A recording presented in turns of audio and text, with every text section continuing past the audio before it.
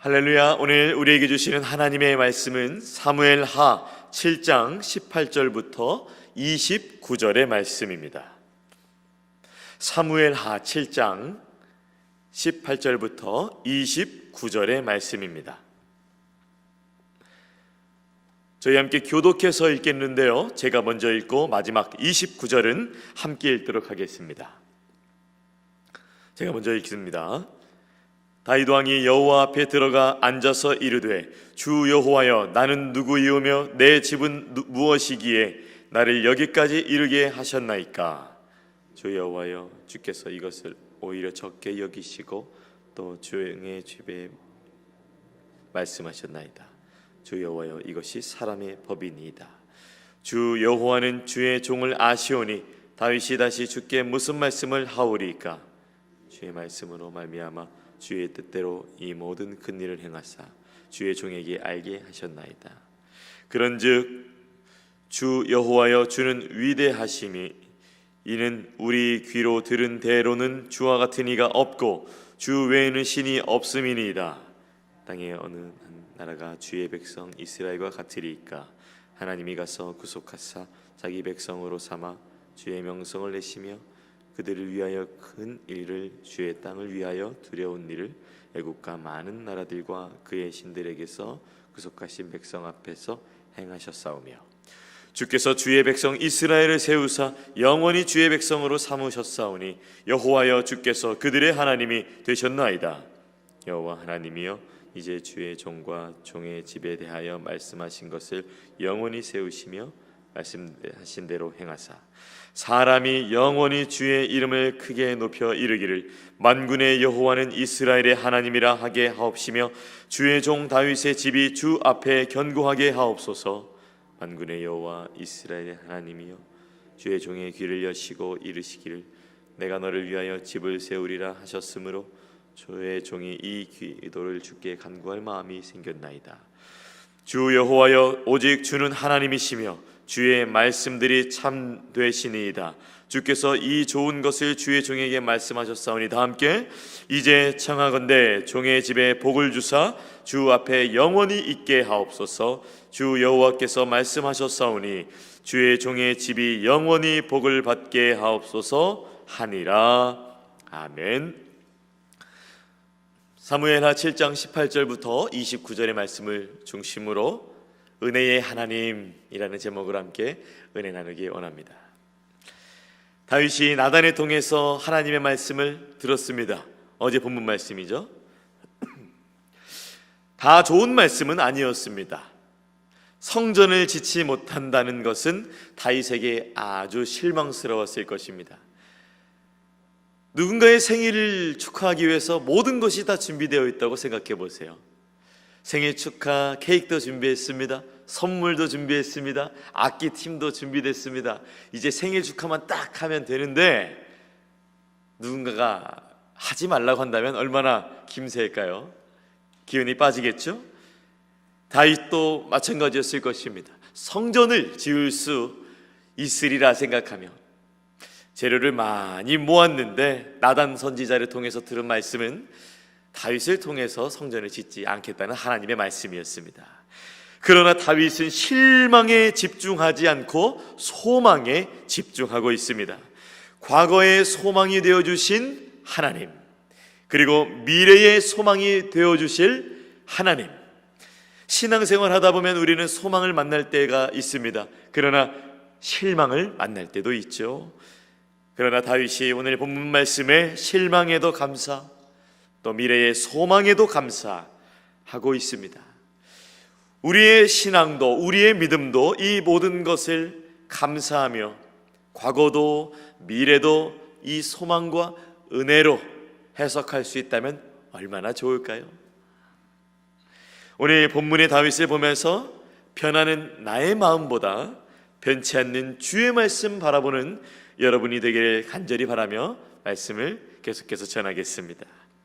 오늘 저는 두 가지 영적 묵상, 아침 묵상을 갖고 왔습니다. 첫 번째는 18절부터 23절의 말씀인데요, 바로 저는 18절부터 23절 말씀을 중심으로 뒤를 돌아보니 은혜였습니다 라는 것을 묵상하게 되었습니다.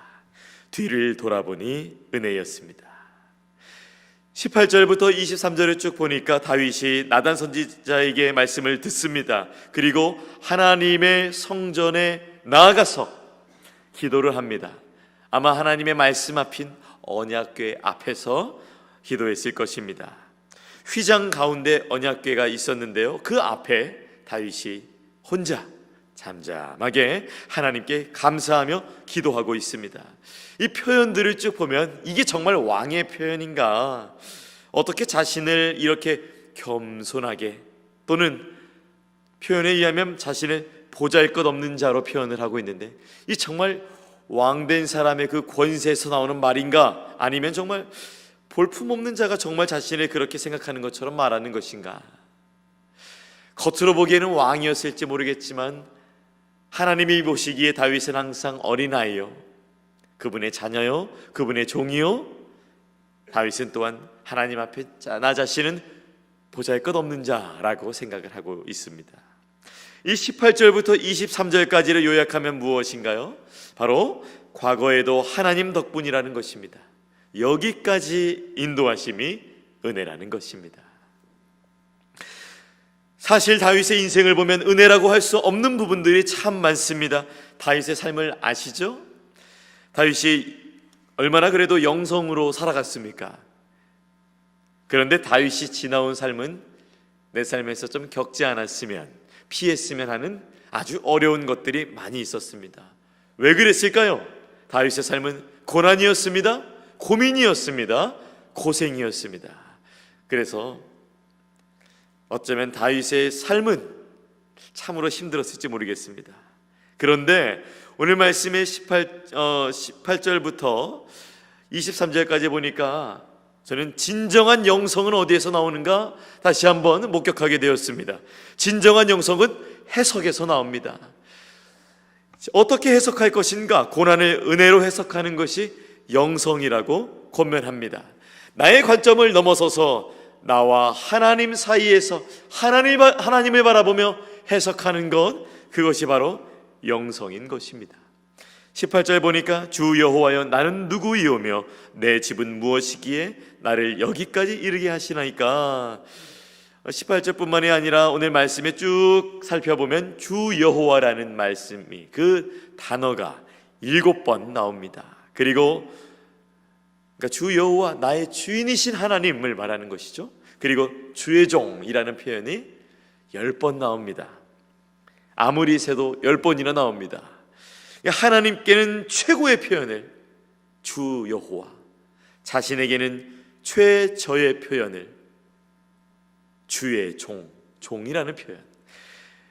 그래서 하나님께는 최고의 표현으로, 자신에게는 최저의 표현으로 하나님께 감사의 영광을 돌리고 있습니다. 양치기를 불러서 왕으로 삼으신 그 은혜를 말합니다. 은혜와 사랑으로 다윗을 다스려 주신 것을 말하고 있습니다. 양치기를 왕으로 사울의 칼에서 하나님의 붙드심으로, 눈물에서 기쁨으로, 언제나 나라 밖에 있었던 다윗을 하나님 품 안으로 인도하시는 그 하나님께 다윗이 감사하고 있는 것이죠. 말씀을 살펴보면서 우리의 모습 또한 살펴보기 원합니다. 우리는 어떤 자였습니까? 죄인이었지만 하나님께서 은혜 베풀어 주심으로 의인되었습니다. 사망이었지만 영원한 생명을 주셨습니다. 미국에서 나그네의 삶을 살고 있었지만 천국 시민의 삶을 살 수 있도록 은혜를 베풀어 주셨습니다.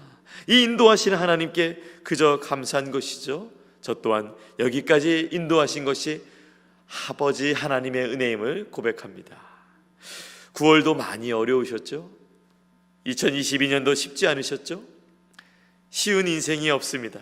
쉼이 없는 인생이죠. 그러나 입술 지키며 생각 지키며 과거를 믿음으로, 과거를 은혜로 해석하며 감사로 나아가는 여러분이 되시기를 권면드립니다. 오늘 2022년 9월 마지막 날입니다. 이 9월도 어떤 일이 있으셨는지 모르겠어요. 그렇지만 오늘 말씀을 보아하니 하나님께서 이 9월도 감사로 여기길 원하신다는 것을 알게 됩니다. 2022년도 감사로 받아들이고 또 또한 우리의 과거 감사로 받아들이며 이 추수의 계절 가을에 그 은혜를 추수하는 여러분이 되시기를 축복합니다. 저는 첫 번째 영적 아침 묵상으로 뒤를 돌아보니 은혜였습니다를 나눴습니다. 두 번째 아침 묵상으로 저는 24절과 29절을 중심으로 앞을 내다보니 은혜일 것입니다 라는 것을 묵상하게 되었습니다. 앞을 내다보니 은혜일 것입니다. 나단을 통해서 하나님의 말씀을 다시 들은 다음에 그 말씀을 기억하며 기도합니다. 사랑하는 여러분, 그래서 새벽에 기도하실 때에 들으셨던 말씀에 의지하여서 기도하는 것은 참 중요합니다. 하나님은 말씀대로 응답하시죠. 말씀 의지하여서 하나님께 나아가는 자의 기도를 반드시 들으십니다. 나단을 통하여서 말씀을 듣고 다윗의 기도가 점점 깊어지고 있습니다. 24절부터 29절까지 점점 깊어지는 다윗의 기도를 볼 수 있는데요, 어제의 감사 또 오늘의 감사에 멈추지 않고, 어제의 은혜를 고백하는 것에 멈추지 않고 내일의 은혜를 고백하는, 그리고 영원한 은혜를 고백하는 다윗이 기도를 드리고 있습니다. 25절 말씀입니다. 여호와 하나님이여, 이제 주의 종과 종의 집에 대하여 말씀하신 것을 영원히 세우시며 말씀하신 대로 행하사. 27절입니다. 만군의 여호와 이스라엘의 하나님이여, 주의 종의 귀를 여시고 이르시기를 내가 너를 위하여 집을 세우리라 하셨으므로 주의 종이 이 기도로 주께 간구할 마음이 생겼나이다. 하나님께서 27절 보니까 주의 종의 귀를 여셔서 말씀하셨다고 합니다. 그 말씀을 들으니 어떤 말씀이죠? 내가 너를 위하여 집을 세우리라 하셨으니까 그 말씀 의지해서 제가 기도를 할 수 있는 용기가 생겼습니다. 제가 그 마음이 생겼습니다. 이렇게 고백하는 것이죠. 저희 아이들이 학교에서 배우는 거는 깜빡깜빡 하는데 아빠가 약속한 것은 까먹지 않습니다. 아빠가 맛있는 젤리 사줄게, 아빠, 이렇게 하고 딱 저를 부릅니다. 아주 아이가 겸손하게 묻습니다. 말씀하신 그 젤리는 언제 사주실 거죠? 생각나게 하고, 또 제 말에 의지하여서 제 말을 하면서 말을 하기 때문에 제가 그 아이에게 들어줄 수밖에 없고, 아빠가 조금 늦었지, 미안하다. 이 말씀에 의지하여서 저한테 부탁을, 저의 말에 의지해서 부탁했더니 인간 아버지로서도 어서 들어줘야지, 그래 내가 말했지 라는 것을 생각나게 하며 자녀에게 줍니다. 아이도 아버지의 말에 의지하여서 그렇게 하는 것이죠. 하나님의 말씀도 마찬가지입니다. 다윗이 얼마나 예쁜 모습입니까? 하나님이 말씀하지 않으신 것을 기도하는 것이 아니라, 주님 저한테 저렇게 이렇게 말씀하셨죠? 그 말씀 의지하여서 오늘 제가 기도합니다 라면서 오늘 27절에 말씀하고 있습니다. 그러면서 다윗이 참 말씀이 중요한 것을 우리에게 말해주고 있는데요, 하나님은 참으로 말씀 중심의 삶을 기뻐하시죠. 우리가 예수님 믿기 전과 믿기 후 어느 것이 가장 큰 변화였습니까? 바로 우리 내면에서 들리는 나의 말씀 의지하여서 살았던 것을 바꿔서 하나님의 말씀으로 변화된 삶이 살게 되었죠. 나의 말 의지하던 거에서 하나님의 말씀 의지하는 삶으로 바뀐 것이 바로 우리 그리스도인의 삶입니다. 하나님께서 다윗의 귀에 들려주신 그 말씀, 다윗이 그 말씀 중요하게 여기고 그 말씀 더욱 깊이 의지하여서 오늘 간구하고 있습니다. 말씀에 의지하여 기도하는 것입니다. 양치기였을 때도, 도망자였을 때도, 왕이었을 때도 여전히 하나님의 말씀에 의지하여서 그 말씀 의지하여서 살아가고 기도하고 있습니다. 은혜의 원천이 다른 곳에 있는 것이 아니라 말씀인 것입니다. 말씀. 영원이라는 것이 5번 나오는데요, 다윗이 그 다음 달만 하나님께 맡기지 않고, 내년만 하나님께 맡기지 않고, 10년 뒤만 하나님께 맡기지 않고 영원하신 하나님께 자신의 영혼을 맡겨드리고 있습니다. 영혼에 살지 못하지만 하나님은 영원하신 하나님이시기 때문에 영원한 은혜를 하나님께 간구하고 있는 것이죠. 해바라기 보셨어요? 해바라기? 제가 어렸을 때 해바라기 과자로만 이렇게 초코가 발라져 있는, 초콜릿이 발라져 있는 해바라기 씨앗이 있었는데, 언젠가는 진짜 해바라기가 있었는데 거기에 이렇게 씨를 이렇게 뽑아서 먹어봤습니다. 아주 고소하고 맛있는데요. 참 해바라기가 참 어떻게 생겼습니까? 독특하게 생겼죠. 진짜 이렇게 태양같이 이렇게 생겼습니다. 노랗고 다른 꽃들에 비해서도 또 큼직합니다. 이 해바라기가 아름다운 것은 고소한 것을 뛰어넘어서 해바라기 자체가 참 태양을 이렇게 닮았고, 그리고 우리 해바라기 같은 사랑이라고 얘기를 하잖아요. 참 이 태양을 바라보는 그 해바라기의 모습이 참으로 아름답습니다. 모든 식물이, 해바라기뿐만 아니라 모든 식물이 태양을 바라보며 의존하며 살아갈 수밖에 없듯이, 태양을 의지하지 않는 순간 마를 수밖에 없듯이, 다윗이 오늘 해바라기처럼 하나님을 바라보고 있습니다. 2022년 1월부터 9월까지 어떠셨나요? 과연 우리는 10월을 은혜로 기대할 수 있을까요? 더 힘들진 않을까요? 2022년도 많은 일들이 있었는데, 정서적으로, 건강적으로, 재정적으로, 그 외에 여러 가지들이, 너무 많은 일들이 우리 가운데 있었는데, 간신히 2022년도 지났는데 어떻게 기대할 수 있을까요? 이민자의 삶엔 또한 얼마나 많은 외로움과 또 처절함과 눈물이 있습니까? 그럼에도 불구하고 오늘 말씀을 보니 우리가 은혜를 기대할 수 있는 이유가 있습니다. 바로 우리에겐 하나님이 계십니다. 하나님이 함께 하십니다. 하나님이 인도하십니다. 그리고 그 하나님의 말씀이 여러분의 삶 가운데, 여러분의 가정 가운데, 여러분의 직장 가운데, 우리 교회 가운데 있습니다. 그러므로 우리는 걱정보다는 믿음을, 불안보다는 은혜를, 절망보다는 감사로 나아가는 우리의 10월, 우리의 2023년이 되시기를 간절히 바랍니다.